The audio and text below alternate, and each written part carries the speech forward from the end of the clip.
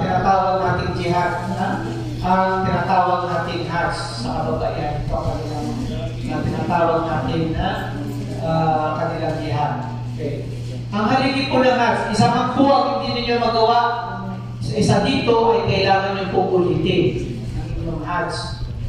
Ngayon man, may merong mga kafara na kinakailangan, pero ibig sabihin ay talagang mahirap siyang palitan. Ano po? So, ang ihram po, pagbanggit ng talbiya.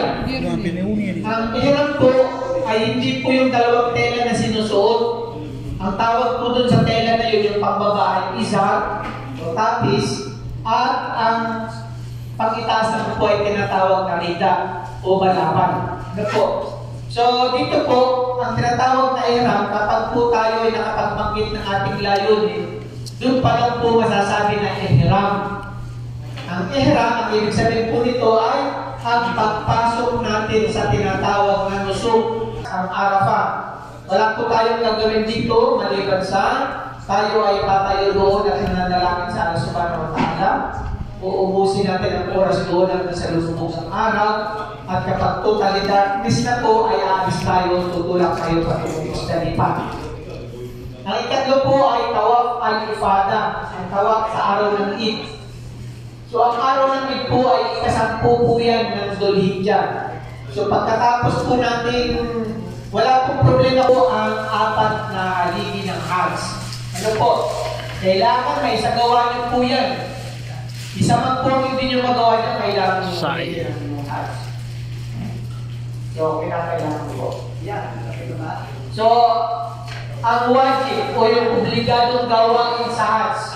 Okay po, una, ang pagsasagawa ng ihram sa Mekah. Ang paglalayon o pagbanggit ng layunin. Kailangan po may boses. Labay ka la umratan, labay ka la hajjan, kailangan may boses. Maririnig nyo, maririnig ang inyong katabi. Ito po yung una. Pangalawa po, ang pagtip ng Dhul-Hijjah. At kung hindi tayo makaalis, abutin tayo ng Maghrib doon sa Mina ng 12. Hindi na po tayo pwede umalis. Kailangan gugulin pa natin ang ikalabing tatlo. At kailangan makaalis tayo doon bago mag-Maghrib. Hindi tayo dapat abutin doon. Ano po? Yan po ang sinatawag natin pagpapagabi sa Mina. Ang pagsasagawa ng rami sa mga araw ng Tasrik. Ano po itong rami? Ito po yung pagbato doon sa tatlong jamaah. Ang itaan naman po ay ang pagpapagupit o pagpapaanit ng buhok, pagpapakalbo. So yan po ang pagsasagawa ng tawaf al-wada, yung tawaf na pamamaalam. Ito po ay wala ng saya. Yung iba po kasi nagtawaf al-wada, nagsay pa siya, kaya yung mga kasama nila ay sobrang tagal na naghintay. Ang problema, yung iba hindi nakikinig. Naglabing-apat sila doon sa site. Labing-apat ang ginawa nila. So kinakailangan po makinig tayo sa Amir at huwag tayo mag-isa kasi hindi natin magagawa ng maayos ang ating Hajj. So yan po ang kinakailangan magpidya o magbayad. Kung wala kayong pagkatay ng hayop, kayo ay mag-aayuno doon ng 3 araw at pag-uwi nyo ay 7 araw, bali 10 araw kayong mag-aayuno. So yan po. So ito naman po ang mga kaugalian na dapat natin ugaliin sa Umrah at Hajj. Taimtim na pagsamba at pagpapaukup sa Allah subhanahu wa ta'ala. Pagsunod sa turo ng Propeta Muhammad sallallahu alaihi wasallam, umiwas sa bid'ah, mga pagbabago, mga sariling bersyon ng pagsamba. Huwag po tayo gumawa ng ano na doon. At huwag manguna-muna, kahit na ikaw ay graduate ng university o doctorate ka, kapag hindi ka nailagay na amir, ay kung sino yung may talagang amir, ay kailangan po natin sundin. Katulad po ng panahon ng Propeta Muhammad sallallahu alaihi wasallam, talaga ang Propeta Muhammad sallallahu alaihi wasallam ng isang batang amir. At sinabi na Abu Bakar na kailangan sundin siya. Dahil ang pagsunod sa Amir ay isang pagsamba. Umiwas sa mga kalaswaan, imoralidad at pagkitagtalo. Umiwas tayo dito mga kapatid. Kung tayo na may merong hindi pagkakaunawaan ng mga kapatid natin, ay isang tabi muna natin yan. Huwag tayong magsagawa doon. Kasi may mga kapatid tayo na dito sa Riyadh, meron silang alitan, lalo sa basketball. Nagtatanan sila ng galit, nagkakasuntukan sila. Ay pagdating po sa hats mga kapatid, ay isang tabi po muna natin yan. Sayang po yung pagpapagod natin. At sayang naman yung ibinayad ng ating sponsor. Alam niyo po kung magkano yung bayad nila sa bawat isa sa inyo. 10,000 riyal po ang bawat isa sa inyo. Yan po ang bayad ng sponsor. At yun nga po ang bilhin ng ating chef. Dahil ito po ay, ang hats na ito ay intended para sa bagong Muslim. Ay, kapag tinanong po kayo, ay sabihin yung bago akong Muslim. Ha? Yan po ang kinakailangan dyan. So, iwasan ang pagiging agresibo at makapinsala sa kapwa, maka-istorbo. Iwasan po natin yan. So, ano yung maka-istorbo? Katulad ng iba, hindi mapigilan. Nakasuot na minsan dahil nasa walang kaalaman, nakasuot na siya ng meron, naninigarilyo pa. Nakakahiya naman yan, kapatid. Ibig sabihin, ilang araw lang ito, 5 araw lang. Tigilan nyo na yung ating paninigarilyo. Dahil yan po ay, hindi po yan makro, haram po talaga yan. Haram po ang paninigarilyo. Dahil kasama po yan sa kamar. Kabilang po yan sa kamar. Ang kamar po, sinabi ng Propeta Muhammad sallallahu alaihi wasallam, ano bang nakaka-istorbo, nakakabago, nakakasakit, nakamamatay, nakakaliyo, ay yan po ay harap sa inyo. So kasama po yan ng droga, ng alak, lahat po kasama yan. Kasi ganun. Kaya hindi po yan takbo kapatid. Yan po ay harap. So ano sabi ng Allah subhanahu wa ta'ala? Wala tulong po kaya hindi po kilatahan ng tao. Huwag niyong ilagay ang inyong sarili sa kapamakan. Ang inyong utak o ang inyong isipan ay nilagay sa inyong ulo ay ito'y inyong pagganahin. Huwag niyong nakarisnan o kagustuhan ng sarili o dinidikta ng puso. Kasi minsan sinungaling itong puso na ito. Sinungaling. Kaya huwag nating paniwalaan yan. Ang isipan, pagganahin natin yan. Magpaalaala ng nakabubuti sa mga manlalakbay. Paalaala kung walang payong, kung may nalimutan, kinakailangan ng paalaala siya. Gunitain ng Allah subhanahu wa ta'ala sa pamagitan ng mga pasasal. Dito na po kami mag-aahit, dito na rin po kami mag-uubusol bago kami umalis. At pagkatapos, pagdating po sa Mikat, ay kami ay mag-uudo lamang at maglalagay na kami ng ihram, maglalagay na kami ng rida sa hindi na kami nakikigulo sa napakaraming mga tao. So, mamaya discuss natin yung gusol, baka yung iba hindi pa marunong maligo. Yung ligo, usul na ng Propeta Muhammad sallallahu alaihi wasallam kung paano siya maligo. Kung maaari, ay kailangan dito pa lang po ay gawin natin ang paliligo at ating ang layunin natin ay para sa umrah o hajj. Kasi yung mga kamato, ang kanilang layunin ay labig kala umrah doon po sa Mekah. Pagdating po na matapos sila ng kanilang umrah, magpapalit sila ng damit sa 8 po, ay magpapanibago silang layunin na sabihin naman nila ay labig kala hajj. So yan po, ang tamato ay yan po ang naiiba at yan po ang ginawa ng Propeta Muhammad sallallahu alaihi wasallam. So yan po ang pinaka-the best na hajj, ang tamato. So ihanda ang ihram. Ang ihram po ay yung rida at izar. Nagiging ihram siya kapag tayo ay nakabanggit na ng layunin. Kung maaari ay huwag na po tayo magsapatos, tsinelas na lang. Pero kung marunong naman po kayo sa inyong sarili, ay wala pong problema na kayo nakasapatos. Kasi yung iba, parang ayaw nilang mabasa yung kanilang paa kapag magugulo. So, ang ginagawa nila, magugulo muna sila, susuot nila yung medyas nila. So, dahil tayo maglalakbay, so ang visa ng medyas ay 3 araw. 3 araw sa 72 hours. So, ang gagawin ay papahiran lamang po ang ating medyas sa ibabaw. Ang pagpahid ay mula sa dulo, papunta sa taas. At sa ibabaw, hindi po sa ilalim. Nasa ibabaw po ang pahid. Dahil yung iba ginagawa nila ay sa ilalim ng papay dahil nandun daw yung dumi. Ang ating pong reliyon ay hindi po ayon sa atin. Ayon po sa turo ng Propeta Muhammad sallallahu alaihi wasallam. So yung wiping of the socks ay sa ibabaw. So huwag magdala ng malalaking bag. Isang bisan lang ay sapat na kung umrah.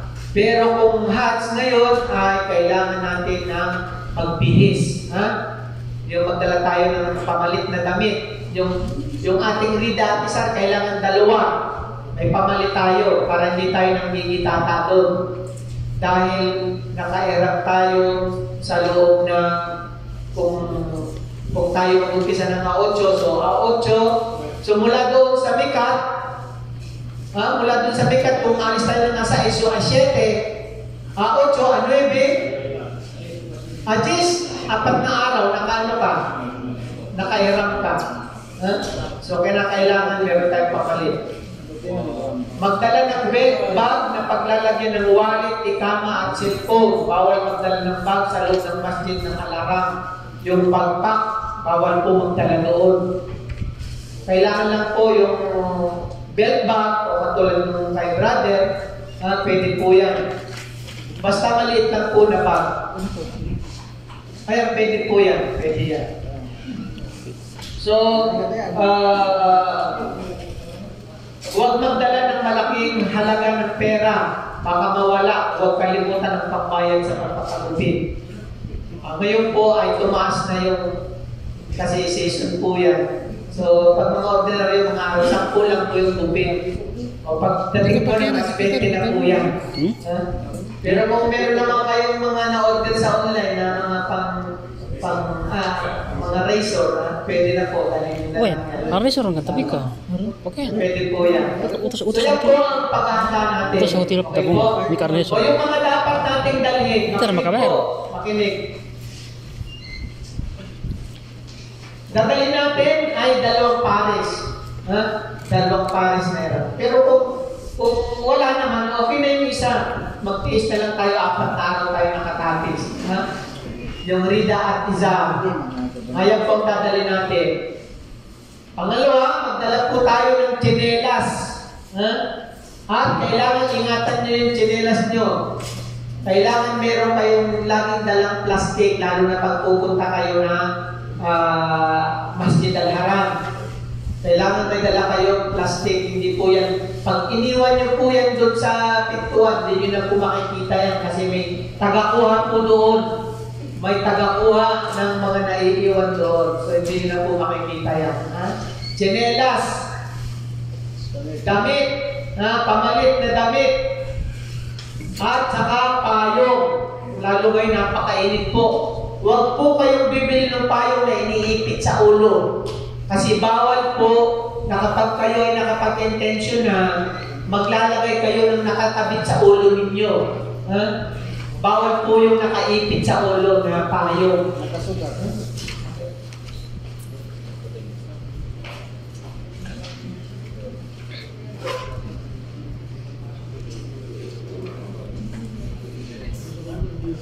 Pero kung marami kayong pera, tumatanggap po kami dito. So, yan po. Okay, ang hindi po dapat dalhin. Huwag po kayong magdala ng pagkain. Napakaswerte nyo kasi libre po ang pagkain. Huwag kayong magdala ng pagkain. At kapag nandun na po tayo sa Mina, huwag po kayong magdala ng pagkain sa inyong higaan. Kasi palipat-lipat po tayo ng pwesto. Nakakaya naman paglipat ng pwesto, makikita may masanas, may ubas. na, yung higaan niya kompleto. So, kailangan po, kung kayo kakain, wala pong problema, open po, basta ang radyo po open po ang pagkain yan. Huwag na po kayong magdala sa inyong kama ng pagkain. Pangalawa, nabanggit natin yung sigarilyo. Mag-taste ka kayo. Siyempre, walang pagkukunan. Naghahanap buhay siya. Sabi niya, bakit ka nagsisikap na maghanap buhay tapos bawal yung ginagawa mo? Kasi mag-ahads ako eh. Huh? Kasi madali nga naman kumita pag nagbibenta ka ng drugs. Okay? So, kinakailangan po, hindi po pwedeng paghahaluin yung mabuti sa masama. Bawal din po na yung mag-ahads tayo ng utang yung ating gagamitin pang gastos. Maliban na lamang kung sinabi mo doon sa inuutangan mo na nagpaalam ka sa inuutangan mo na yung uutangin ko sa yung pera gagamitin ko sa HADS. So pwede po ba, pwede ko bang itong babayaran pagpalit ko kaagad? Huwag mo akong singilin na habang nasa HADS pa ako. So pwede po yun, ipapaalam nyo doon sa inuutangan nyo na yung gagamitin yung pera gagamitin sa HADS. Pero mas mainam na hindi po siya utang. So, yan po. So, yung mga uri po ng HADS, yung pinaka-the best na ginawa ng Propeta Muhammad SAW, tamattu. So, ang tamattu, unang-unang po ito ay may umrah. Pagkatapos ng mag-umrah, magpapalit po tayo ng damit. At pagkatapos natin makapagpalit ng damit, pwede tayong magnegosyo o magliwayo doon, gumawa ng mga kasiyahan. Wala pong problema. Huwag lang yung bawal ng mga kasiyahan. At pagdating ng 8, magdadamit po tayo at magniniya tayo ng Hajj. So, ang niyat ng tamattu ay labik ala umrah. Pagdating doon sa Mikat. Pagdating ng 8, magniniyat ulit kayo doon sa Mina ng labik Hajj. I-check ko lang po sa iyo. Sige po. Assalamualaikum warahmatullahi wabarakatuh. Mga brother, ang gagawin po natin ngayon ay dalawa-dalawa doon sa office ko kasi may tatanong ko lang sa inyo, mga vaccine nyo or something, i-check lang natin. So, dalawa-dalawa lang ha. At least parang kinig kayo makapokus kayo kay Gustavo. Jazakumullah khairan. So, dalawa-dalawa ha. Check yung inyong mga papeles kung kompleto na kasi dalawang araw na lang ayos tayo. Okay? So, pagkatapos ng Hajj, yung ajis po, yung ajis natin, tayo ay nakapagpapakalbo na, nakapagpalit ng damit, at magkakatay ng hayop. Meron po itong katay ng hayop. Yan po. So, ang ating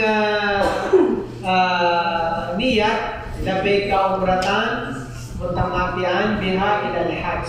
So, ito ang ating niyat. Pwede nyo picturean para mabasa nyo kapag kayo may layo. At meron pong pagkatay ng hayop. Meron pong hadi. Okay, ito naman po ang kanyang niyat. Labik ka umratan upang masagawa ng umrah at ng hajj. Ayan po yung kiran. Magkasama ang umrah at hajj. Okay po?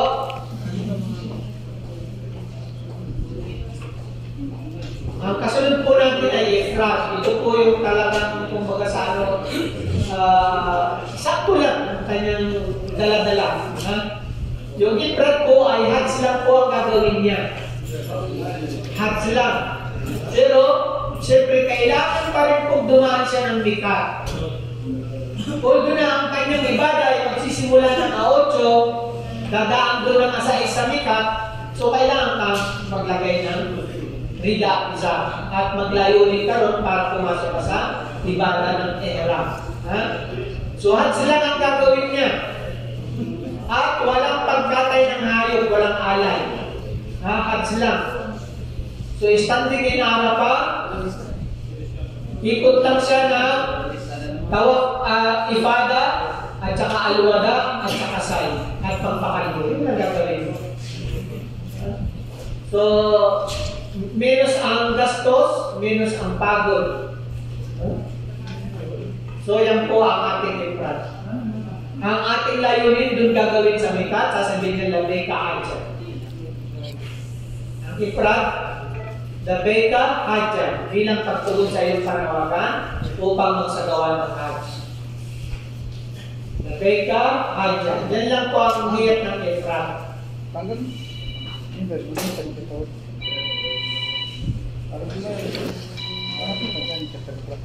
Pagkatay ng hayop. At kung gusto nyo na isang punta lang dun sa Maka, ay pwede nyo pagsamahin ang tawag al-ifada at tawag al-wada. Para isahan lang, hindi na kayo mag-iikot pa.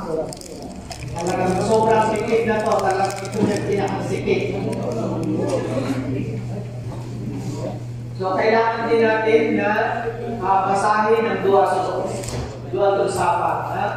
Kailangan meron po tayo pagpapakupok sa sumamantala kung tayo ay nagbabiyahe.